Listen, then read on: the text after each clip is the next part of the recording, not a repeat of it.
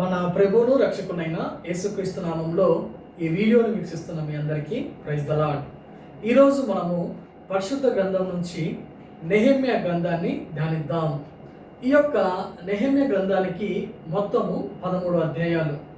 ఈ 13 అధ్యాయాల్లో మొదటి అధ్యాయంలో మనకి నెహెమ్యా హకల్య కుమారుడు అని, ఆయన షూషను కోటలో అర్తహషస్తో రాజు కింద ఒక ఉద్యోగిగా, అంటే రాజుకి ద్రాక్ష రసాన్ని అందించే ఒక ఉద్యోగం చేస్తూ ఉంటాడు.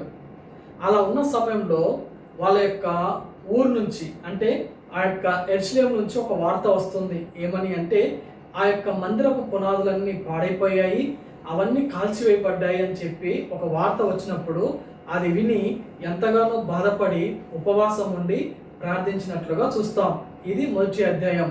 రెండవ అధ్యాయంలో ఆ యొక్క అర్తహషస్త రాజు ఆ యొక్క నెహెమ్యాను చూసినప్పుడు చాలా దుఃఖాక్రాంతుడుగా ఉంటాడు.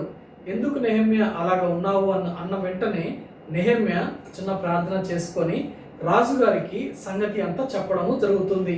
అది విన్న రాజు, సరే ఏం చేయమంటావు అంటే, నేను వెళ్ళి ఆ యొక్క మందిరాన్ని మళ్ళీ కట్టేసి నేను తిరిగి వస్తానని చెప్పినప్పుడు, సరే నువ్వు వెళ్ళు, కావాలంటే నేను నీకు సహాయం చేస్తాను, నీకు ఏదైనా సరే అడవిలో నుంచి ఏదైనా ఆ యొక్క ముద్దులు కావచ్చు, మ్రాళ్ళు కావచ్చు, ఆ యొక్క ఏవి కావాలన్నా నేను నీకు ఇస్తానని చెప్పి కొన్ని తాకీదులు ఇచ్చి పంపించినట్లుగా చూస్తాం.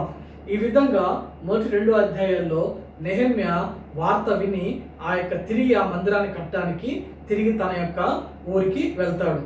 ఇక 3వ అధ్యాయం నుంచి 10 అధ్యాయాలు, దగ్గరగా ఈ యొక్క 7 అధ్యాయాలు లేకపోతే ఈ 8 అధ్యాయాల్లో ఇక ఆ యొక్క నెహెమ్యా వెళ్ళి అక్కడ ఉన్న ప్రజల్ని ఎంతగానో ప్రోత్సహించి తిరిగి మందిరం కట్టడానికి ఎంతగానో కష్టపడతాడు.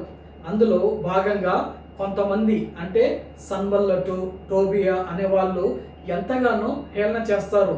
వీళ్ళ ఇలాంటి గోడలు కడతారా, ఇది ఒకప్పుడు సొలొమోను కట్టిన దేవాలయం, అంత పెద్ద దేవాలయము, మీరు ఎలా కడతారు అని చెప్పి ఎగతాళి చేసినట్లుగా కూడా మనం చూస్తాం. ఇవన్నీ పక్కన పెట్టేసి, వస్తున్న ఆ శోధనలు, ఆ యొక్క హేళనలని పక్కన పెట్టేసి నెహెమ్యా అక్కడున్న ప్రజల యొక్క సహాయంతో, రాజు యొక్క సహాయంతో మందిరాన్ని కట్టేస్తాడు. తర్వాత ఈ యొక్క 11, 12 అధ్యాయాల్లో ఈ యొక్క మందిరానికి ఎవరెవరు నివసించాలి, ఈ యొక్క మందిరం చుట్టూ ప్రధానులు ఎవరు, అంతేకాదు అతి ప్రధానులు ఎవరు, ఎక్కడ జీవించాలి, వాళ్ళ యొక్క సంతానం ఎవరు అని చెప్పి ఒక లిస్ట్ అనేది 11, 12 అధ్యాయాల్లో మనకు అక్కడ ఉంటుంది, వాళ్ళ యొక్క వంశావళ లిస్టు.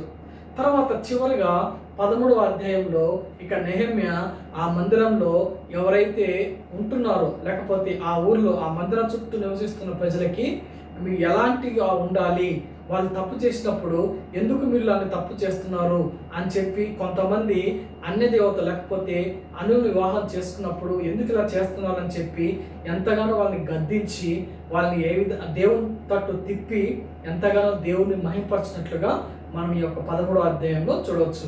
ఈ విధంగా నెహెమ్యా గ్రంథము ఈ యొక్క 13 అధ్యాయాలతో నిర్మితమై ఉంది.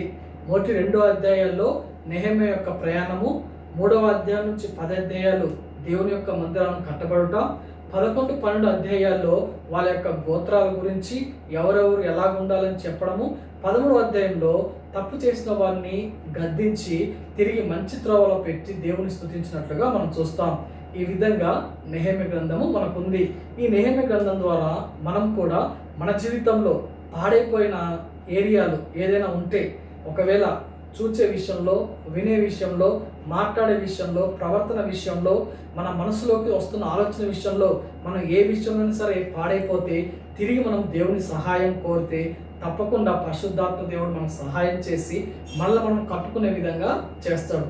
ఆ విధంగా మనలో పాడైపోయిన వాటిని తిరిగి నిర్మించుకోవడానికి, అంతేకాదు ఏదైనా తప్పుడు ఆలోచనలు ఉన్నా సరే, దేవునికి ఆయాస్కరమైన విషయాలు ఉంటే దాన్ని తీసివేసుకొని దేవుని స్తుతించడానికి ఎంతగానో ఈ యొక్క అధ్యాయం ద్వారా మనం నేర్చుకోవచ్చు. కాబట్టి ఈ యొక్క నెహెమ్యా గ్రంథాన్ని మనము ఈ విధంగా ధ్యానించుకోగలం. ఈ యొక్క వాక్యాన్ని దేవుడు, ఈ యొక్క గ్రంథం ద్వారా ఈ యొక్క వాక్యాన్ని దేవుడు మన యొక్క వినికిడిలో ఆశీర్వదించును గాక. ఆమేన్. Praise the lord.